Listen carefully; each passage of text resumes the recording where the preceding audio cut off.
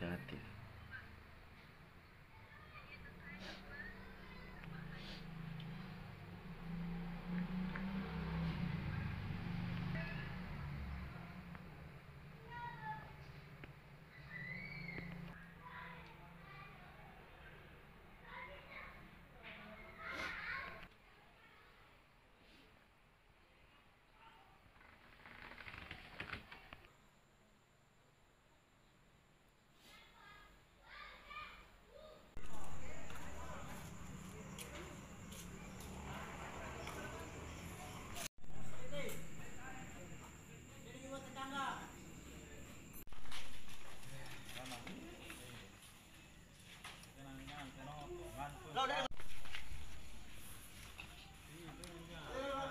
Karena dia flu orang kalau masuk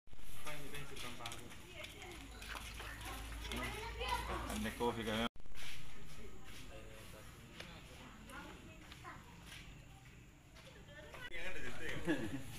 Si Jongo saya. Oh. Salah bikin tinggal ketua Sulawesi Selatan. Dia nekas domnya. Bisa ikut kompetisi. Tapi partner. Oh teman-teman, Iya. harus bisa baca-baca kartu. Harus partner. Jadi makanya kalau main begini mau berdiri harus tetap Pasangan partner. mungkin jonta apa maka Supaya juga tidak- berpikir. Ya, supaya nggak tidak usah perlu menjamun. main apa pola mainnya berbeda. Tidak ada yang tunggal-tunggal di situ, main tunggal di tidak ada di. Tidak ada. Grade D tidak bisa kita main di grade D. Udah kubu-kubu nanti dan kubu. Dia ada grade klasmen sama umpamanya Rossi. Banyak kangen ada di para kopi kan dipikir. Hasil swabnya Pak, apa sudah Nah. keluar itu Pak? Jadi hari ketiga setelah meninggalnya almarhumah, anak saya suruh sama kakak saya ke rumah sakit meminta rekam medis. Ya, tidak dikasih. Saya bilang ada apa? Nah, hari kelima katanya anak saya harus buat surat permohonan. Nah, hari kelima saya ke sana. Hari kelima itu hari Rabu. Saya buatlah surat permohonan ini. Surat permohonan ini dengan poin meminta hasil ronseng apa segala macam. Tapi apa kami dapatkan? Katanya tidak bisa. Hasil ronseng itu milik rumah sakit. Saya bilang loh, ini kan hak pasien sesuai yang diatur pada, saya tulis di sini di surat ini, Undang-Undang Nomor 8 Tahun 99 tentang perlindungan konsumen. Terus Undang-Undang Nomor 29 Tahun 2004 tentang praktek kedokteran. Semua hak pasien. Terus Undang-Undang Nomor 30 Undang-Undang Nomor 44 Tahun 2009 tentang rumah sakit. Jelas itu hak-hak pasien. Tapi mereka bilang apa? Iya, hak pasien, bukan hak keluarga pasien.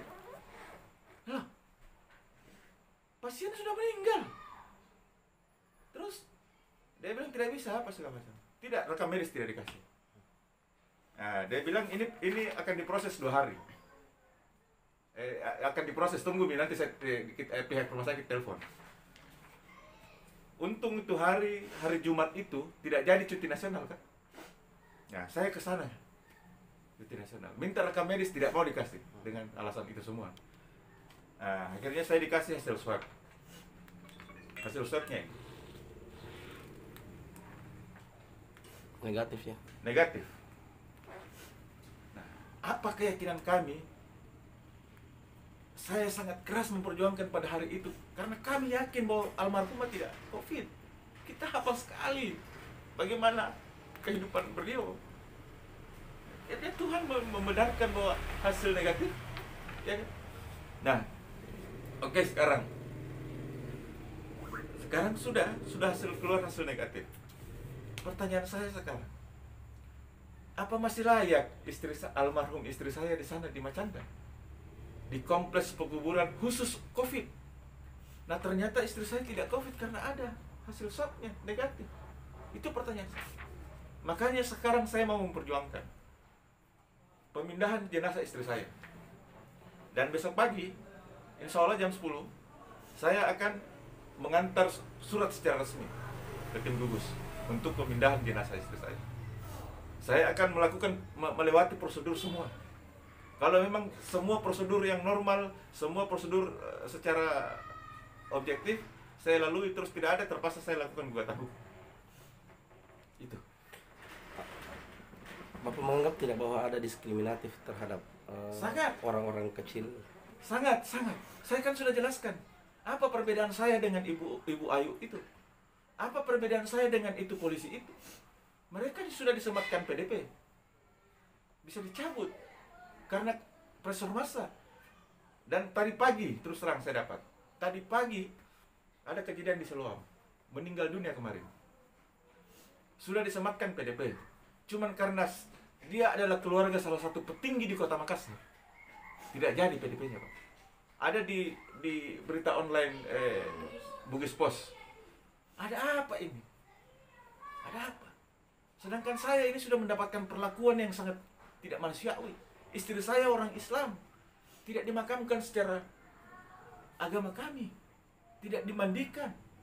Makanya saya bilang sama yang viral di Manado. Uang itu katanya memang protokol COVID harus dimandikan. Makanya dipanggil imam untuk diberi honor apa segala macam itu uang katanya. Nah, kenapa istri saya tidak diperlakukan itu, tidak dimandi? Dia cuma pakai baju. Kita kan biasanya lepas semua. Orang Islam lepas semua. Ini baju. Dia masih pakai baju yang dia pakai meninggal, dibungkus langsung dengan kafan.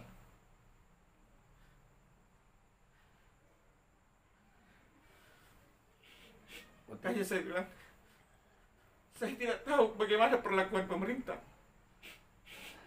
Saya melihat tim gugus ini cuma mau enak sendiri. Semua keputusan kebijakan pemerintah khususnya tim gugus merugikan rakyat.